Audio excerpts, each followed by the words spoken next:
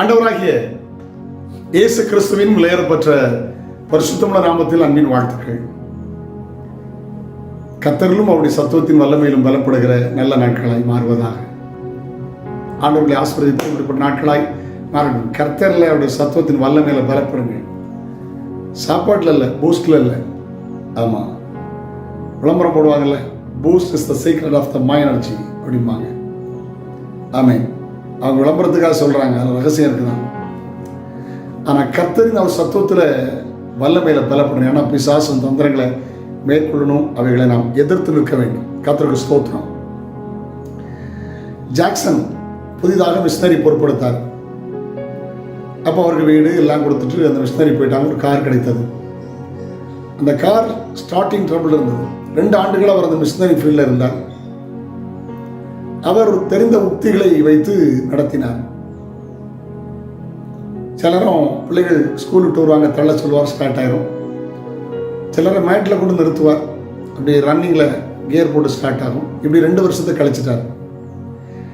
இவருடைய டிரான்ஸ்ஃபர் வந்த போது புதிய மிஷினரி பொறுப்படுத்தி வருகிறார்.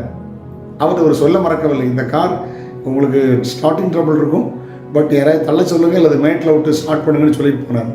ஆனால் அந்த மிஷினரி அப்படி பண்ணலை. அவர் கார் பேனட்டை திறந்து இன்ஜின் போயிற ஒயர் அப்படியே கவனித்து பார்த்தார். அதில் ஒரு இடத்துல லூஸ் கான்டாக்ட் இருந்தது. அதை சரி பண்ணிய போது அந்த காரில் ப்ராப்ளமே வரல. என் கார் கூட ஒரு முறை பல முறை ரிப்பேர் ஆகியிருந்திருக்கு. அதில் ஒரு முறை ரிப்பேர் ஆனது அந்த லூஸ் கான்டாக்ட். நான் காரை நிறுத்திட்டு அந்த சர்ச்சையிலேருந்து வேறு கார் எடுத்துகிட்டு அடுத்த நாள் போனேன். கடைசியில் நீ பார்த்தா அதில் லூஸ் கான்டாக்ட் தான். அது சரி பண்ண போது அந்த battery wire loose contact tight பண்ணி சரி பண்ண போது ஸ்டார்ட் ஆயிடுச்சு. பாருங்க, நம்ம சில நேரம் அதை கண்டுபிடிக்க மாட்டேங்கிறோம். எதனால பிரச்சனை அப்படிங்கிறத கண்டுபிடிக்காம வாழ்க்கையை தள்ளி தள்ளி கொண்டு போயிட்டு இருக்கிறோம். எங்கே ஆண்டவருக்கு நமக்குள்ள கனெக்ஷன் எங்கே விட்டுருக்குங்கிறத சரி பண்ணணும். ஆண்டவருக்கு ஸ்தோத்திரம். எபேசியர் 6ஆம் அதிகாரம் அதனுடைய 10ஆம் வசனம். கடைசியாக என் சகோதரரே, அழகா சொல்றாரு, கடைசியாக என் சகோதரரே, கர்த்தரிலும் அவருடைய சத்துவத்தின் வல்லமையிலும் பலப்படுங்கள். ஹல்லேலூயா. ஆண்டவர்ல வல்லமையில பலப்படுங்க. அப்படியே போயிட்டு கூட இப்படியோ நாளையும் பொழுது ஓட்டினோம்.